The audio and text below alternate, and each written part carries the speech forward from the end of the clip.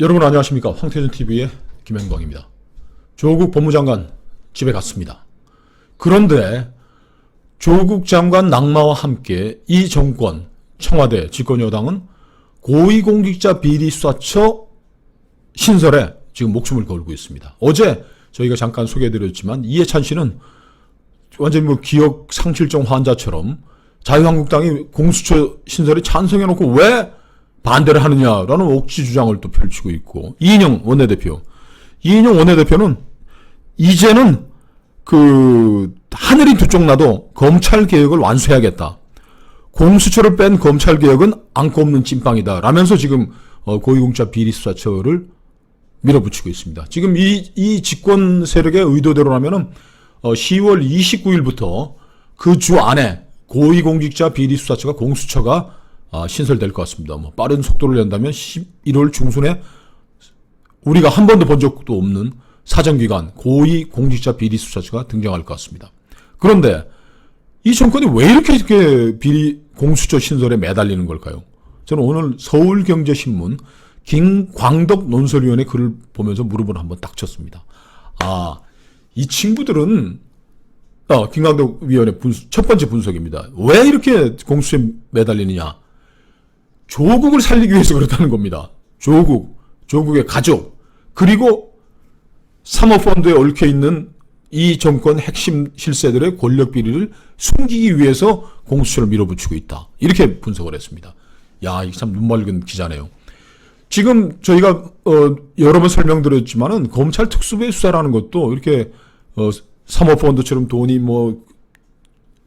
돈 세탁을 해서 오고 가고 이 회사에 갔다 여기 왔다 저기다 복잡해지면은 아무리 빨리 하더라도 2달 정도 걸린다는 겁니다. 그러니까 조국 일가의 비리, 조국과 얽힌 권력형 비리 수사는 아무리 빨리 하더라도 10월 말, 좀 늦어진다면은 11월 중순 이쯤에 가야지 이제 일단 윤곽을 드러내고 마무리되는 수사 마무리 단계에 갈 것 같은데, 이 정권 실세들의 의도대로라면 조국 수사가 검찰에서 마무리되어가는 그 시점에 고위공직자 비리수사처가 신설됩니다.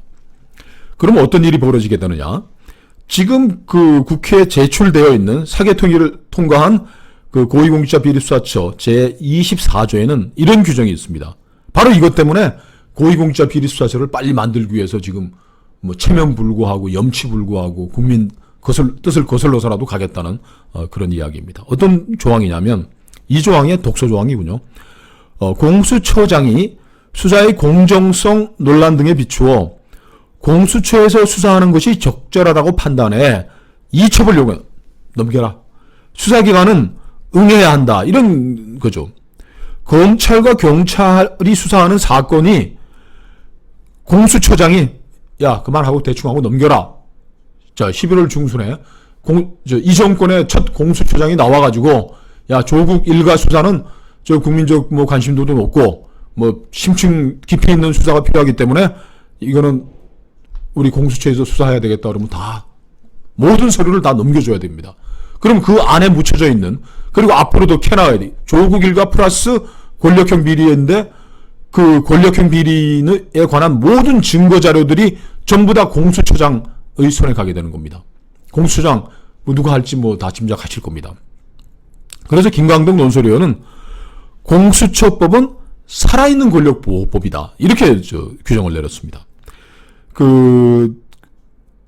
첫째 목적은, 가장 큰 목적은 조국 일가, 거기에 얽혀있는 권력 핵심들을 보호하기 위해서 지금 죽기 살기로 지금 공수처를 매달리고 있다. 두 번째로는 문재인 정권 보호법이라는 거라는 겁니다. 문재인 정권 보호법. 이 법이 왜 문재인 정권 보호법이냐? 앞으로 지금까지 벌어졌을 이 정권에 벌써 검찰 범죄정보팀, 경찰 범죄정보팀에는 이미 이 정권에 많은 사람들이 엮어져 있는 사건, 사고들에 대한 정보들이 축적이 되고 있습니다. 그런데 이 정권이 주도하는 공수처장, 공수처 검사, 수사관들이 구성이 되면은 이제는 앞으로 일어날, 그리고 문재인 정부가 끝나고 나서 벌어지는 이 정권의 권력형 비리에 대해서도 공수처장이 딱 잡고서 모든 걸 다 검찰에 있는 것들을 넘겨가지고 자기 손에 들고서 죽여버릴 수 있다는 이야기인 거죠. 세 번째로는 공수처가 왜 그 정권 보호, 문재인 정권 보호법이 되느냐? 세 번째로 든 거는 정적 탄압법이 될 거라는 겁니다. 공수처가 신설이 되면 야당 인사, 검사, 판사, 경찰이 주요 타깃이 되니까는 이제는 뭐 정부 비판했다는 사람들 끌고 가가지고서 여러분 수사기관에 불려가면 얼마나 위축되는 거 아시죠?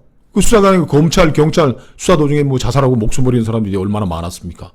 이제는 공수처 무서워서 정부 비판하기 어려운 그런 상황이 될 것 같습니다. 유튜브 하는 사람도 마찬가지겠죠. 네 번째는 공수처는 그 브레이크 없는 폭주 권력이 될 것이다. 다른 사정기관의 견제를 받지 않고 무소불위의 권력을 휘두르게 된다는 것이죠. 그 지성우 성균관대 법학전문대학원 교수는 공수처는 수사권과 판사, 검사, 경찰에 대한 기소권 플러스 사건 이첩권까지 있기 때문에 독일의 게시타포 같은 괴물로 변제될 것이다. 이렇게 얘기를 하고 있습니다. 그리고 그 공수처법의 모델로 되고 있는 게 이게 중국에 유사한 기관이 있는데 이런 나라들은 민주주의 하는 나라하고 거리가 먼 곳입니다. 이 독일의 게시타포 같은 기관을 만들어가지고 하는 것, 그것은 문재인 정권 보호에 다른 목적이 뭐가 있을 것이냐, 이렇게 얘기를 하고 있습니다.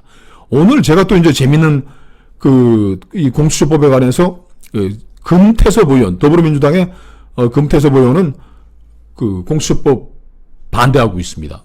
검사 출신이고, 이분이 얘기하는 걸 제가 한번 정리하겠습니다. 저희가 뭐 해줬지만은 역시 검사 출신이어서 아주 간결하게 이분이 정리를 했네요. 오늘 자기 페이스북에 설치했는데 반대하는 이유입니다.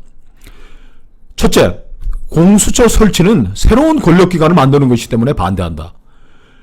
공수처는 본질상 사정기구, 또 다른 검찰입니다. 문재인 대통령도 공수처를 특별 사정기관으로 말했다. 우리나라에 지금 사법과잉, 검찰과잉의 이 나라에 또 다른 거대 검찰을 만들어서 이건 뭘 하겠느냐? 이건 검찰 개혁이 아니고 특별 권력기관을 만들어서 시대적으로 역행하는 것이다. 지금 검찰의 권한과 힘을 줄이고 제한하는 방향으로 가고 정치적 중립성, 독립성을 보장해주는 게 검찰 개혁이 돼야지 검찰보다 무서운 그야말로 괴물 같은 조직을 사정기관을 만들어가지고 이게 어떻게 검찰 개혁이냐. 시대 역행하는 조치에 불과하다. 그리고 글로벌 스탠다드에 맞지 않는다. 두 번째. 세상 어느 민주국가에서 무슨 직급 이하의 뭐 국회의원, 판사, 검사만을 상대로 하는 그런 사정기관은 전 세계 어느 국가에도 없다. 세 번째 이유는 특별 사정기관, 문재인 대통령이 말하는 특별 사정기관이 만들어지면은 악용될 소지가 너무나 크다. 지금 문재인 대통령이 내가 그거를 뭐 권력기관을 만들어서 이용할 수 있겠느냐, 나의 선의를 믿어달라. 민주주의는 인간의 선의를 믿지 않기 때문에 권력의 균형, 견제 장치를 다 마련해 놓은 것입니다.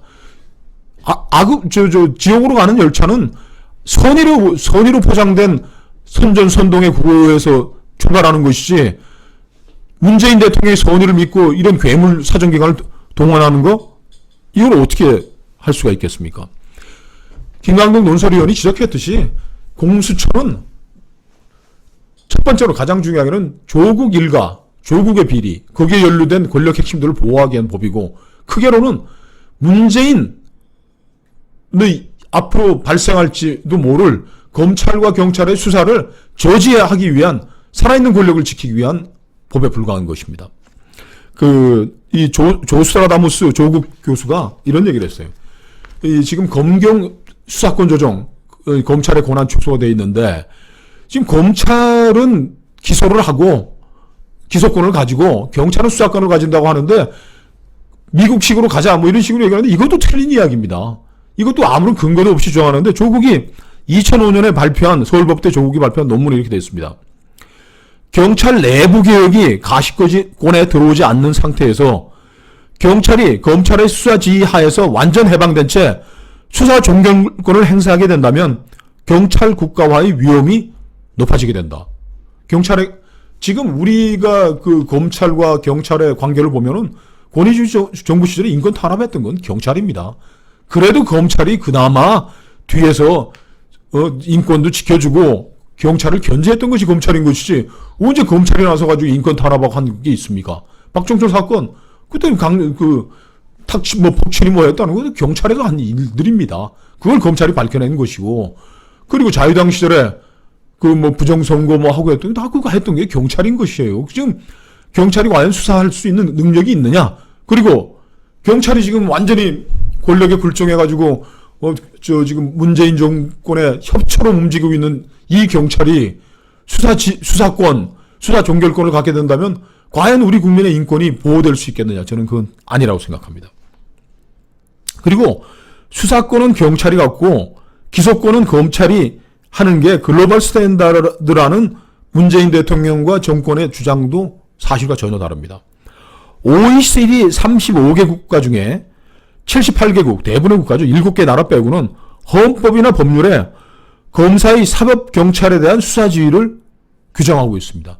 유럽 일부 국가들에서는 판사가 경찰을 지휘해서 수사를 하는 그런 특이한 경우도 있긴 하지만은 대부분의 국가에서 검찰이 경찰의 수사를 지휘하도록 선진 국가들이 다 하고 있는 겁니다. 그리고 OECD 35개국 중 27개국이 검사의 수사권을 규정하고 있는 대부분의 나라에서 검사들이 수사하고 기소를 하고 있는 겁니다. 지금 문재인 정권이 지금 검찰개혁이라고 내세운 그 공수처는 양두구육입니다. 양고기 팔겠다고 해놓고 내 걸어놓고서 개고기 파는 꼴인데 이 공수처법 날치기 해가지고 지금 이제 예고편을 계속 틀고 있는데 10월 29일부터 한번 쫙보겠다는 건데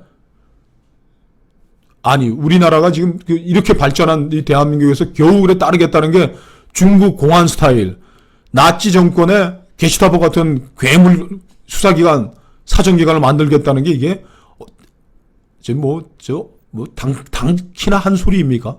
오늘 김강동 논설위원 공수처는 조국을 지키기 위한 문재인을 지키기 위한 괴물법이다라는 걸 보고서 한번 공수처 법안에 대한 이야기를 쟁점들을 한 번 더 정리해 드렸습니다. 감사합니다.